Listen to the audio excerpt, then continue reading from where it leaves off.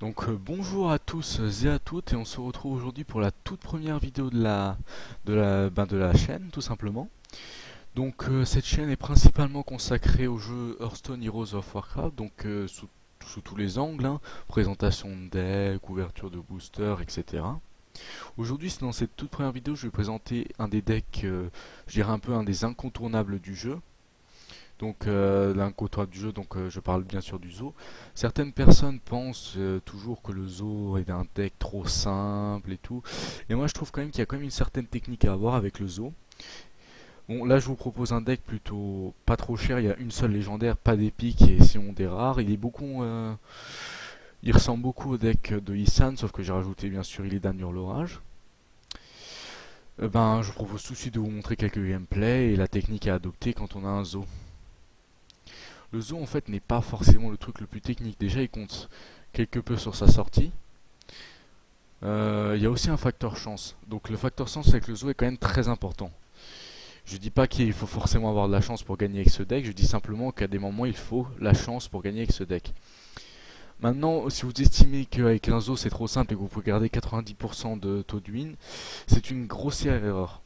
Pourquoi? Parce que tout simplement le Zo, en fait, si vous n'avez pas une certaine technique, déjà il faut savoir qu'il faut toujours trade le terrain. Donc déjà si vous le faites pas, vous n'arriverez jamais à arriver à 60% de taux de win. Ensuite, tenir à ça avec le Zo. Le truc c'est que pour moi le Zo, un misplay, c'est fini. Pour moi, on fait un misplay, après la partie est totalement pliée, c'est la victoire de l'adversaire. Par exemple, donc je m'explique, par exemple à un moment il y a un piège explosif du côté du chasseur, on sait que c'est un piège explosif et on a un œuf de Nérubien dans la main. On le pose pas parce qu'on fait un peu on est un peu idiot. Par exemple, là c'est perdu, la partie est finie. Donc on va saluer notre adversaire, toujours très important de saluer son adversaire, hein. Donc là on voit qu'il nous joue le Fossoyeux en premier. D'accord, directement, ok, donc lui il commence très bien, donc ça c'est pas du très très bon pour nous, alors nous on va simplement placer notre œuf. Donc là ça démarre vraiment très mal, ça démarre vraiment très très mal, d'ailleurs ça a l'air d'être un druide aggro, ou du moins un druide Ral d'agonie. J'ai encore jamais vu ce deck, donc on va un peu le... Oui, c'est un druide Ral d'agonie, d'accord. Donc là maintenant il faudrait vraiment que ma puissance accablante arrive. Voilà, donc... Bon, alors je parle bien sûr du facteur chose. Oh là là. Et ça commence, je vais déjà me faire insulter dans les trucs. Après stop deck, là vous avez le droit de m'insulter quand même, hein. Bon, par contre, j'espère que ça en tue au moins des deux. La 2-1. Non, bon, là, 1, c'est pas grave.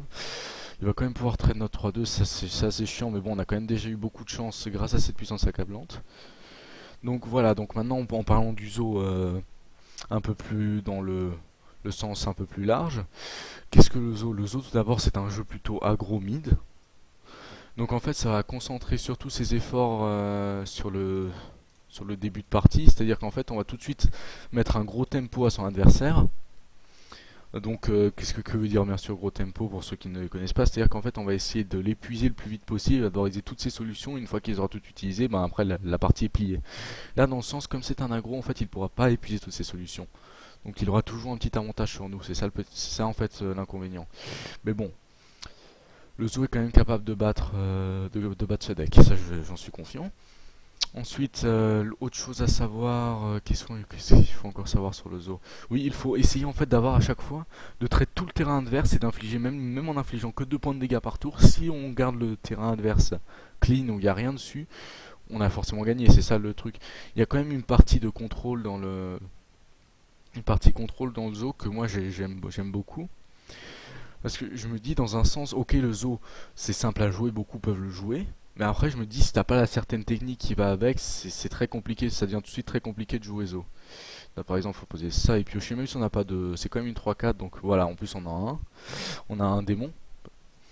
Cette carte d'ailleurs est une composante pour moi un peu essentielle, donc c'est dans mon Zo je parle, hein, c'est une composante quand même essentielle de mon deck parce qu'elle permet quand même cette carte est détruite si on réinvoque une autre, donc c'est quand même un gros avantage. C'est comme en fait, comment il s'appelle celui qui place un secret là. Je le sais en anglais, c'est le Mad Scientist, mais alors là en français, je crois pas que je serais capable de vous le dire. Euh... ça va me revenir, ça va me revenir. Oh là, si je commence comme ça à bafouiller dans une première vidéo, ça va pas être simple, hein. L'alchimiste dément, voilà. Donc c'est un gros avantage pour le chasseur comme pour le mage secret.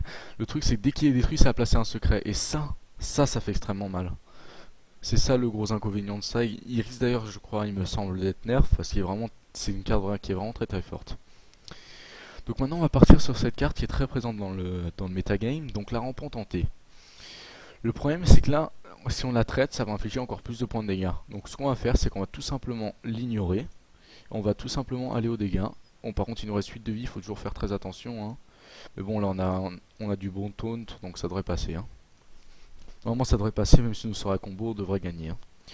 Donc là oui, donc ça ce sera par contre exceptionnel. Il n'y a pas il n'y a pas la decklist. Normalement je mettrai la decklist. Toujours entre donc les deux battle tags, donc celui de mon opposant et le mien. Pourquoi? Comme ça vous pouvez avoir les decklists en direct si vous voulez la faire, si ça vous intéresse. Je vous donnerai pas des decklists toutes pétées qui ne marcheront pas, j'essaie quand même d'avoir quelque chose de potable à vous offrir. Parce que c'est pas... J'essaie qu'en fait mes decks soient le plus fort possible pour vous montrer les meilleurs. Bon voilà, derrière on commence par une victoire. Donc voilà, c'était la première vidéo de la chaîne. Oh tiens, étoile bonus d'ailleurs, on repassera en 6. Donc vous voyez, j'ai pas non plus, je suis pas un nouveau un professionnel, qui soit légende ou quelque chose. J'atteins régulièrement le rang 5 lors de chaque saison. Mais après, je suis encore jamais passé légende. Je suis allé maximum rang 2 une étoile. Et après, bon bah, c'est tout.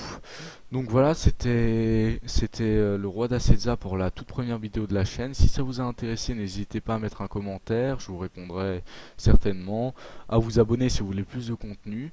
Dites-moi si ça vous intéresse de voir une partie mage, une partie druide, une partie chasseur ou une partie Enlock. Rogue pas encore parce que c'est encore un deck en cours de construction. Donc je compte sur vous. Allez, à plus.